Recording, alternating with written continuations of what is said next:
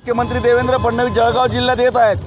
त्यांना या ठिकाणी राष्ट्रवादी काँग्रेस पार्टीच्या वतीने मी सूचित करू इच्छितो, शेतकऱ्यांना घोषणा केलेली कर्जमाफी ही त्यांनी केली पाहिजे। उद्या तसं जळगावमध्ये त्यांनी हो किंवा नाही अंतिम निर्णय त्यांचा जाहीर केला पाहिजे।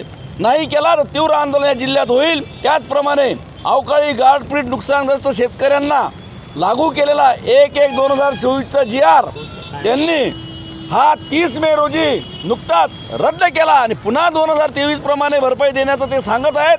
त्यामध्ये शेतकऱ्यांचं निम्मे नुकसान होत असून हेक्टरी मर्यादासुद्धा कमी करण्यात येत आहे। म्हणून आज आम्ही 30 मेचा सरकारचा शेतकरी विरोधी जुलमी GR नुकसान भरपाईचा होळी केलेला आहे। एवढं मी या निमित्ताने सांगू इच्छितो। मुख्यमंत्र्यांनी याची दखल घ्यावी, अन्यथा मोठं आंदोलन या ठिकाणी करण्यात येईल। 30 मेचा जो GR आहे तो त्या ठिकाणी तात्काळ नुकसान भरपाईच्या बाबतीतला रद्द करावा आणि 1/1/2024चा लागू करावा असं या ठिकाणी सांगू इच्छितो। दौऱ्याआधी इशारा आहे का मुख्यमंत्री? होय, दौऱ्याआधी हा मुख्यमंत्र्यांना शेतकऱ्यांच्या मागणीचा इशारा आहे।